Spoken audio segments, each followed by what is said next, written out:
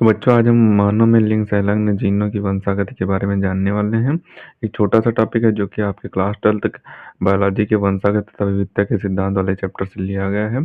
छोटा सा टॉपिक है, आपके एग्जाम में कभी कभी पूछ दिया जाता है। ठीक, तो ये जो टॉपिक है आपके एग्जाम में जब पूछा जाए तो इसमें लिखने के लिए आपके पास कुछ तो हो, तो इसीलिए हम आपको ये टॉपिक करा दे रहे हैं, क्योंकि ये कभी कभी एक्सेप्शनल आपके एग्जाम में पूछ दिया जाता है, ज़्यादा नहीं पूछा जाता है। ठीक, तो इसके बारे में आज हम देख लेते हैं। छोटा सा टॉपिक है, आपके एग्जाम में 3 नंबर या 2 नंबर का पूछा जाएगा। तो इसमें आपको लिखना होगा कि मनुष्य की कायिक कोशिकाओं में 46 क्रोमोसोम्स होते हैं, यानी कि जो मनुष्य की कायिक कोशिकाएं होती हैं उसमें 46 क्रोमोसोम्स होते हैं, यानी कि टोटल जो होते हैं मनुष्य में क्रोमोसोम्स वो 46 होते हैं। इसमें से 22 जोड़ी कायिक गुणसूत्र और 1 जोड़ी लिंग गुणसूत्र होते हैं, यानी कि जो 22 जोड़ी होते हैं वो कायिक गुणसूत्र होते हैं और 1 जोड़ी लिंग गुणसूत्र होते हैं। अब मनुष्यों में महिलाएं भी आती हैं और पुरुष भी आते हैं, तो उनमें भी 22 जोड़ी महिलाओं में 22 जोड़ी पुरुषों में कायिक गुणसूत्र पाए जाते हैं और 1 जोड़ी लिंग गुणसूत्र दोनों में पाए जाते हैं।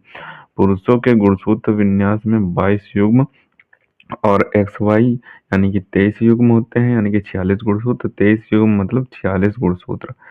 23 युग्म बोल रहा है, यानी कि 23 गुणे 2, 23 का जोड़ा। ठीक, तो 23 युग्म पाए जाते हैं, जबकि स्त्रियों में गुणसूत्र विन्यास को 22 युग्म प्लस एक्स एस ये लिंग गुणसूत्र होते हैं। ये पुरुषों में एक्स वाई लिंग गुणसूत्र पाए जाते हैं, महिलाओं में एक्स एस लिंग गुणसूत्र पाए जाते हैं और 23 युग्म इनमें भी पाए जाते हैं के द्वारा प्रदर्शित किया जाता है। यानी कि जो पुरुषों का गुणसूत्र विन्यास होता है वो 22 युग्म प्लस एक्स एस के द्वारा प्रदर्शित किया जाता है, जबकि महिलाओं स्त्रियों में गुणसूत्र विन्यास को 22 युग्म प्लस एक्स एस के द्वारा प्रदर्शित किया जाता है। तो ये लिंग गुणसूत्र को प्रदर्शित करने की वो धारणा हो गई। लिंग गुणसूत्र को प्रदर्शित करना कैसे होता है, वो इस तरीके से होता है। ठीक, तो उसके बाद आपको लिखना है कि मनुष्यों में लिंग गुणसूत्र पर लिंग निर्धारक जीन्स के साथ साथ कुछ ऐसे जीन्स भी पाए जाते हैं जो संतानों के दैहिक लक्षणों को प्रभावित करते हैं। यानी कि जो मनुष्य के लैंगिक गुणसूत्र होते हैं, यानी कि लिंग गुणसूत्र होते हैं, उन पर लिंग निर्धारक जीन्स के साथ साथ, यानी कि उन पर लिंग निर्धारण जीन्स तो पाए ही जाते हैं,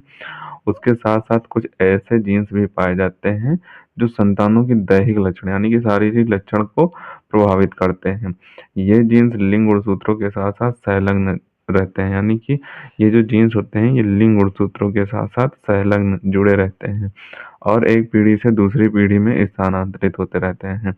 ये जो गुणसूत्र होते हैं वो एक पीढ़ी से दूसरे पीढ़ी में स्थानांतरित होते रहते हैं। क्यों स्थानांतरित होते रहते हैं? क्योंकि ये जो जीन्स होते हैं ये लिंग गुणसूत्रों के साथ साथ संलग्न जुड़े रहते हैं, संलग्न रहते हैं यानी कि जुड़े रहते हैं, इसीलिए ये एक पीढ़ी से दूसरी पीढ़ी में स्थानांतरित होते रहते हैं। इस जीन्स की वंशागति को लिंग संलग्न वंशागति कहते हैं, यानी कि इसी प्रकार की जो जीन्स की वंशागति होती है उसे लिंग संलग्न वंशागति कहते हैं। तो ये आपका छोटा सा टॉपिक है। आपके एग्जाम में 2 से 3 नंबर का अगर पूछा जाए तो आप इसी तरीके से पैराग्राफ चेंज करके लिख देना, तो आपको पूरे नंबर मिल जाएंगे।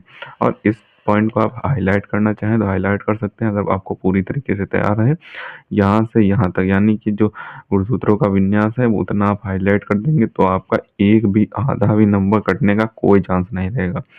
आपकी राइटिंग कैसी भी है आपको पूरे नंबर भी मिल जाएंगे। ठीक, तो इसे हाईलाइट करना चाहें तो आप हाईलाइट भी कर सकते हैं। तो यहाँ पे इसका तो सबसे पहले आप ऊपर से स्क्रीनशॉट कर लें, बचे हुए पार्ट का स्क्रीनशॉट कर लें। तो इसे आपको अच्छे तरीके से तैयार कर लेना है। एक इम्पॉर्टेंट आंसर है, आपके एग्जाम में बहुत बार पूछा जा सकता है। तो मिलते हैं किसी नए वीडियो में नए टॉपिक के साथ, तब तक के लिए धन्यवाद। और अगर अभी तक आपने हमारे इस चैनल को सब्सक्राइब नहीं किया है तो सब्सक्राइब जरूर कर लें, क्योंकि हम इसी तरीके से क्लास 12 से रिलेटेड इंपॉर्टेंट टॉपिक पर वीडियो डालते रहते हैं।